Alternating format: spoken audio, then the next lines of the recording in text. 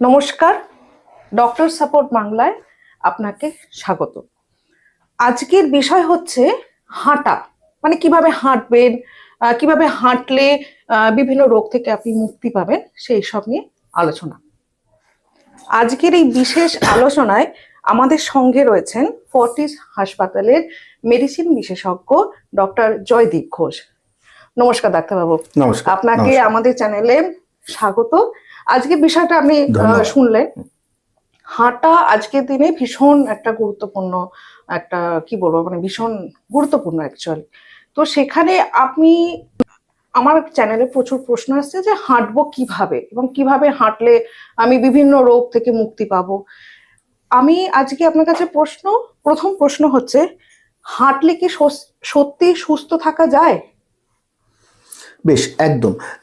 যদি আমরা নিয়ম মেনে, যেটা বিজ্ঞানসম্মত উপায়ে সঠিকভাবে হাঁটার পদ্ধতি, সেইভাবে যদি হাঁটি, নিঃসন্দেহে উপকার পাওয়া যায়। কি কি বিষয়ে উপকার পাওয়া যায়? প্রথম হচ্ছে যে এটা আমাদের সুগার কন্ট্রোলে খুব সুন্দর হেল্প করে, এটা আমাদের কোলেস্টেরল কন্ট্রোল করে খুব ভালো, এবং 3 নম্বর এবং সব থেকে ইম্পর্টেন্ট আমার যেটা মনে হয় বলা, যে আজকালকার দিনে আমরা ভারতবর্ষে সবাই শুনছি যে ওবেসিটি একটু বড় একটা কারণ হয়ে দাঁড়াচ্ছে, যে যারা একটু ওজন বেড়ে রয়েছে তাদের বিভিন্ন রকমের অসুখ একসাথে ফেরত আসছে আর কি। তো সেই জাতীয় রোগীদের যদি আমরা এই রেগুলার চলাফেরার মধ্যে রাখতে পারি, হাঁটায় রাখতে পারি, তাহলে কিন্তু তাদের ওজন খানিকটা কন্ট্রোলে রাখা যাচ্ছে। অল টুগেদার আমরা দেখতে পাচ্ছি যে তার হার্টের অবস্থা, তার শরীরের এমনি ডিফারেন্ট অর্গান, তার ফুসফুস সব খুব সুন্দর কাজ করতে পারছে। আচ্ছা, মানে হাঁটলে শরীরে কি কি পরিবর্তন আসবে তাহলে? ভালো পরিবর্তন যেগুলো আসবে, প্রথম হচ্ছে আমার ওজন কমতে শুরু করবে, আমার ফিটনেস বাড়তে শুরু করবে, আমার ফুসফুসের ক্যাপাসিটি বাড়তে শুরু করবে, আমার সুগার কমতে শুরু করবে, আমার ওজন কমার কথা তো বললামই, আমার কোলেস্টেরল গুলো পরিবর্তন হতে শুরু করবে, যেগুলো খারাপ কোলেস্টেরল সেগুলো কমবে, যেগুলো ভালো কোলেস্টেরল সেগুলো বাড়বে। তো এইগুলো সামগ্রিকভাবে সব ভালো দিকগুলো যেগুলো আমরা অ্যাচিভ করতে পারবো। আচ্ছা, এবার আসছে উচ্চ রক্তচাপ। এটা এই অসুখটা এবার ঘরে ঘরে, এটা হাঁটলে কিভাবে নিয়ন্ত্রণ করা যাবে? আচ্ছা দেখুন, উচ্চ রক্তচাপ এবং বাকি যেগুলো আমরা বললাম, বাকি যে মাফ করবেন সমস্যাগুলো বললাম, এগুলো সবকটাই একসাথে আমরা বলি মেটাবলিক সিনড্রোম। একই অসুখের ডিফারেন্ট পার্ট। তো আমরা যখনই এই মানুষগুলো দেখা গেছে ওজন কমাতে পেরেছি, বা এই মানুষগুলো যারা রেগুলার ডেইলি এক্সারসাইজ করতে পেরেছে, তাদের ওষুধ ছাড়াই উপরের প্রেশারটা 4 থেকে 6 মিলিমিটার পর্যন্ত কমতে পেরেছে। তো সেটা ওষুধ ছাড়াও যদি কমে যায়, বাকি অসুখগুলোর সাথে সাথে এটাতেও ডেফিনেটলি উপকারী তার এফেক্ট পাওয়া যায়। তাহলে এবার আমি ডায়াবেটিসে যাব। ডায়াবেটিসে যারা রোগী, তারা কিভাবে হাঁটবেন? আচ্ছা দেখুন, শুধু ডায়াবেটিস নয়, সব অসুখের ক্ষেত্রেই মোটামুটি হাঁটার নিয়মটা একই রকম। হ্যাঁ, তো নির্ভর করবে মানুষটার আর কোনো শারীরিক সমস্যা আছে কিনা। ধরা যাক কারো হাঁটুর সমস্যা আছে, তিনি অতটা ভালো করে হাঁটতে পারবেন না, কেউ খুব ওজন বেশি, তিনি শুরুতেই অতটা ভালো করে হাঁটতে পারবেন না।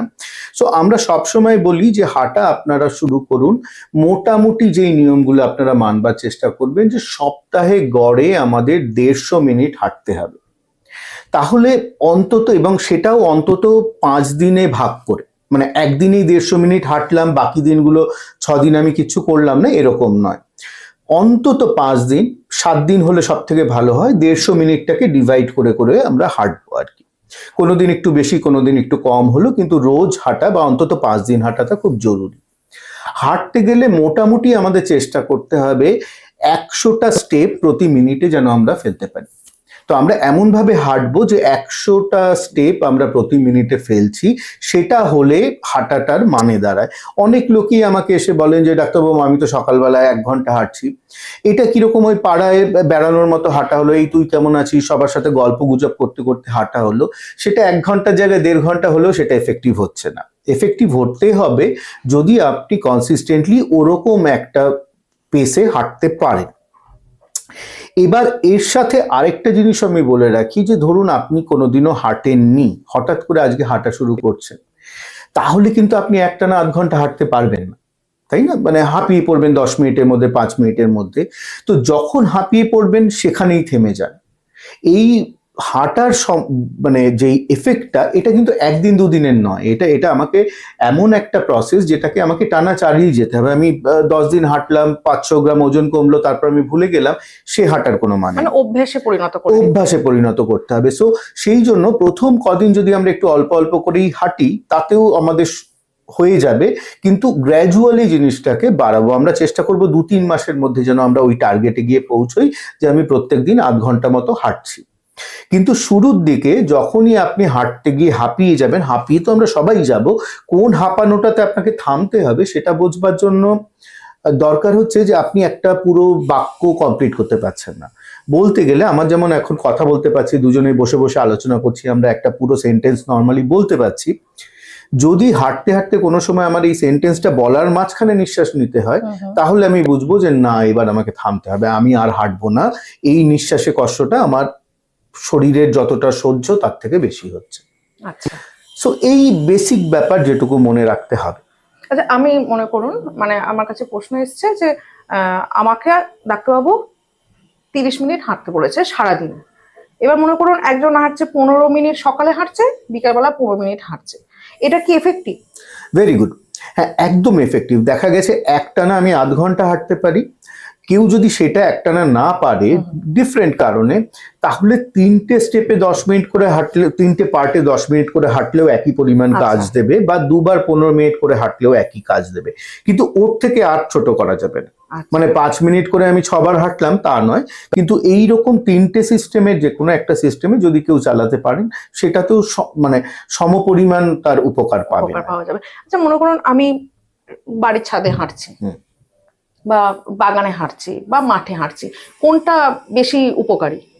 দেখুন, ওরকম কোনো ব্যাপার নেই। এককালে আমাদের ধারণা ছিল যে সকালবেলায় মানে কচি ঘাসের উপর হাঁটলে শরীর ভালো হবে, এরকম একটা ধারণা তো বহুবার ছোটবেলা থেকে আমরা শুনেছি, বা সকালে হাঁটলে ভালো হবে, এরকম কোনো ব্যাপার নেই। হাঁটাটা জরুরি, মানে আপনি দিনের কখন হাঁটছেন, কোথায় হাঁটছেন, এটার থেকে বেশি ইম্পর্টেন্ট আপনি রোজ টানা ওই পরিমাণ সময় ধরে হাঁটছেন কিনা, বা মোটামুটি বলা হয় হেলদি ইন্ডিভিজুয়াল, মোটামুটি এখন তো সবার কাছে স্মার্ট ওয়াচ রয়েছে, প্রত্যেকে কত স্টেপ হাঁটলাম সেটা কাউন্ট করে।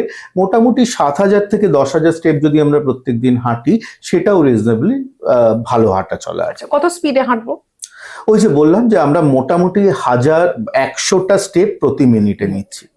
এই ক্যালকুলেশনটা মোটামুটি একবার করলেই আমরা বুঝে যাব কতটা স্পিডে আমি হাঁটতে পারবো।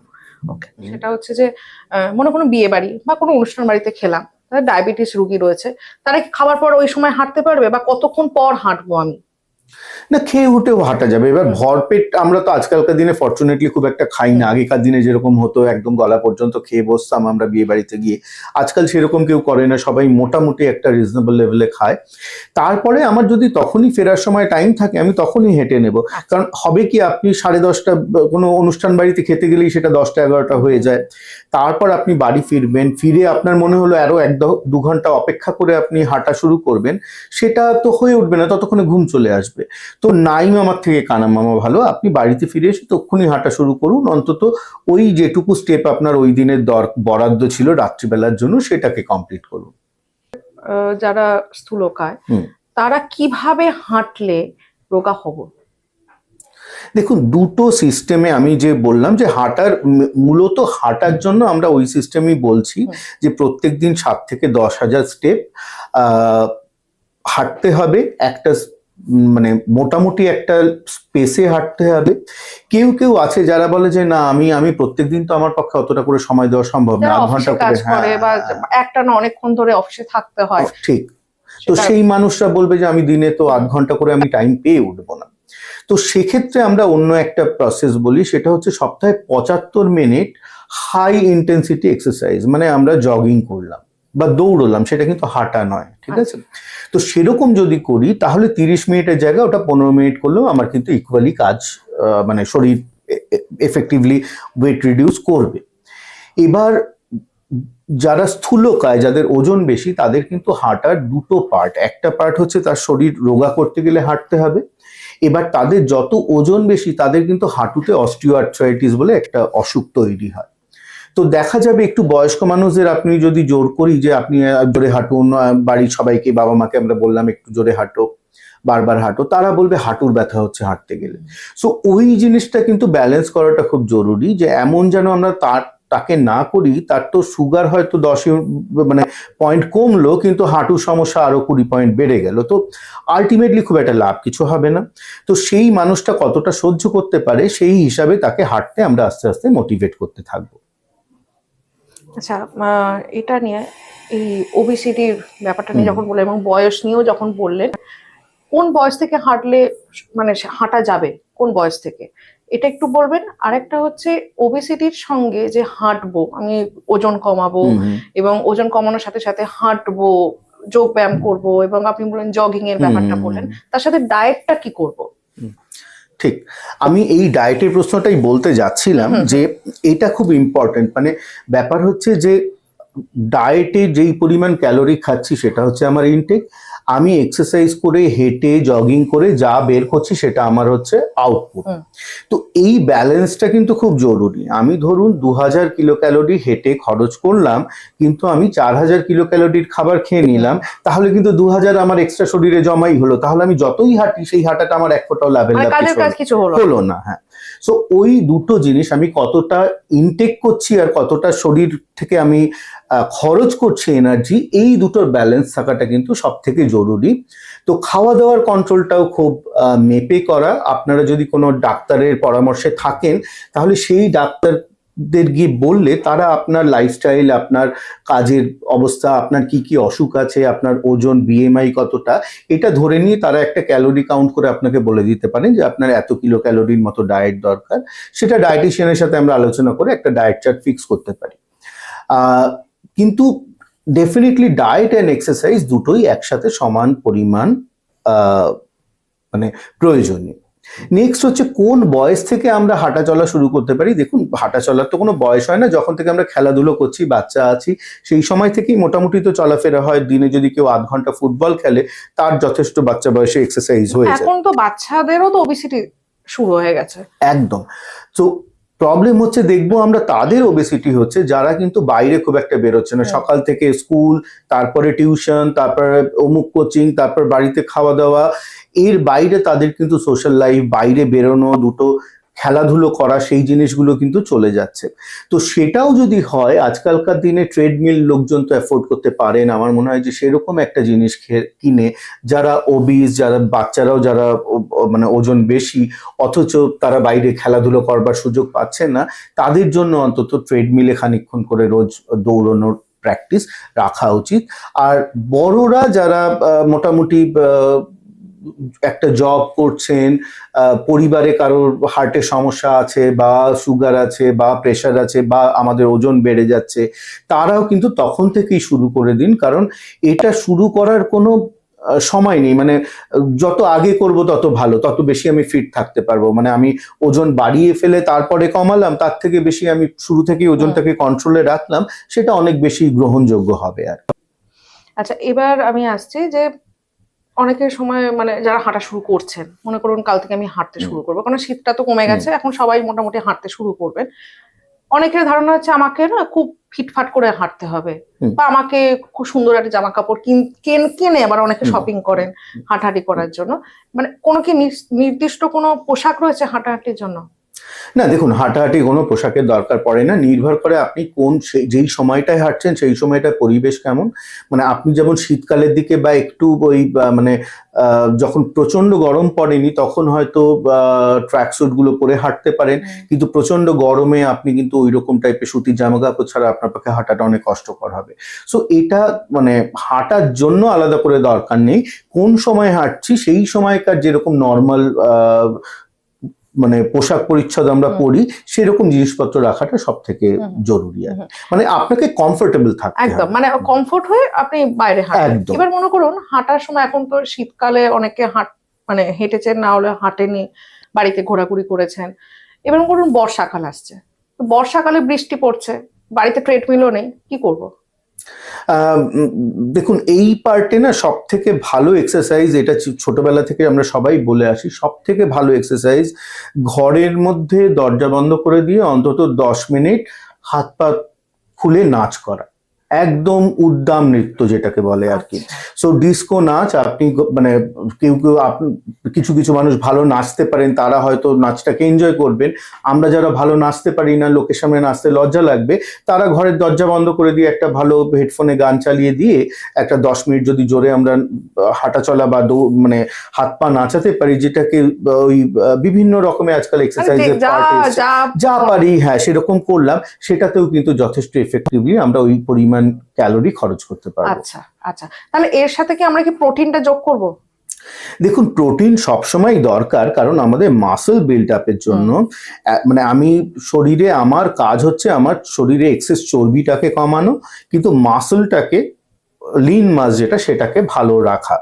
তো আমাদের প্রোটিন ইনটেক সবসময় নিয়মিত ঠিকঠাক থাকতে হবে, না হলে দেখা যাবে আমাদের ওই ফ্যাটের সাথে প্রোটিনও কিন্তু শরীর থেকে বেরিয়ে যাচ্ছে।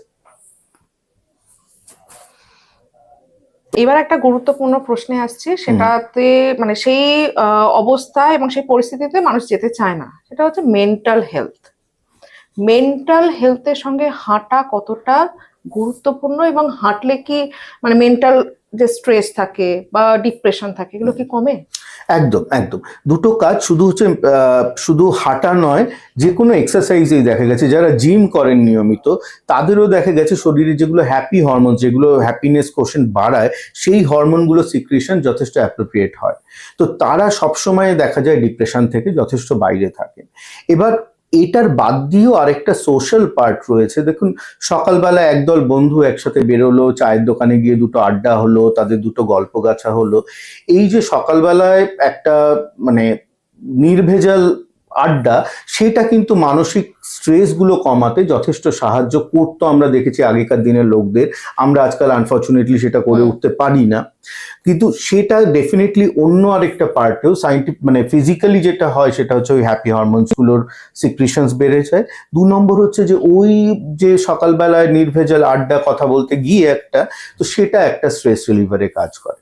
আচ্ছা, তাহলে এবার আমি একদম শেষ পর্যায়ে চলে গেছি, সেটা হচ্ছে আপনি এবার আমার দর্শকদের এবং যারা দেখছেন তাদের জন্য হাঁটা সম্বন্ধে, এবং যারা হাঁটতে শুরু করবেন বা যারা হাঁটছেন, যারা বয়স্ক এবং ছোট, তাদের একটা কি মেসেজ দেবেন? আমার আপনাদের সবার উদ্দেশ্যেই বলা থাকবে যে হাঁটার চেষ্টা করুন। কতটা হাঁটতে পারলাম, ওই ম্যাক্সিমাম টার্গেট আমরা ফিক্স করতে পারি, যেগুলো নিয়ে এতক্ষণ ধরে আলোচনা হচ্ছিল। কিন্তু যদি আমি ততটাও না পারি, এমন হতেই পারে যে আমি পারছি না অত দূর হাঁটতে, তো তার থেকে কম যতটা হাঁটা আমার পক্ষে সহ্য হচ্ছে, সেইটুকু হাঁটলে যদি আমি আমার ডায়াবেটিস খানিকটা কন্ট্রোলে রাখতে পারি, আমার ব্লাড প্রেশার খানিকটা কন্ট্রোলে রাখতে পারি, আমার ওজন খানিকটা কন্ট্রোলে রাখতে পারি, আমার কোলেস্টেরল কন্ট্রোলে রাখতে পারি, তাহলে ইনভেরিয়েবলি আমরা হার্টের দিক থেকে যথেষ্ট, এবং ফুসফুসের দিক থেকে লাং ফাংশনও দেখা গেছে বেটার হয়। তো আমরা অনেক বেটার জায়গায় থাকতে পারবো। সো হ্যাঁ, definitely 7,000 step counts per day হলে পরে ভালো হয়। কিন্তু দেখা গেছে বয়স্ক মানুষ যারা অতটা চলাফেরা করতে পারছেন না, যাদের হাঁটুর প্রবলেম রয়েছে, তাদের ক্ষেত্রে এটা 5,000-এর মধ্যে রাখলেও যথেষ্ট ভালো রেজাল্ট পাওয়া যায়। সো আপনারা চেষ্টা করুন যতটা পারবেন, কারণ শুধু হেঁটে বিনা খরচে যদি আমাদের শরীরের 10টা অসুখের থেকে আমরা বাঁচতে পারি এবং অসুখের ওষুধগুলোর সংখ্যাও কমাতে পারি, সেটা মন্দ কোথায়, তাই না? সেই চেষ্টা করাই যাক। একদম, ধন্যবাদ আপনাকে। আপনার এই একটা বিজি স্কেডিউলের মধ্যে আমাকে একটা সময় দিয়েছেন, এবং দর্শকদের জন্য অবশ্যই একটা অ্যাসেট এই ভিডিওটা। ভালো থাকবেন, সুস্থ থাকবেন, এবং আগামী আরো অনেক ভিডিও আসবে, সেখানে আপনাকে আবার আমরা পাবো। আপনারাও ভালো থাকবেন, সুস্থ থাকবেন। নমস্কার। খুব ভালো।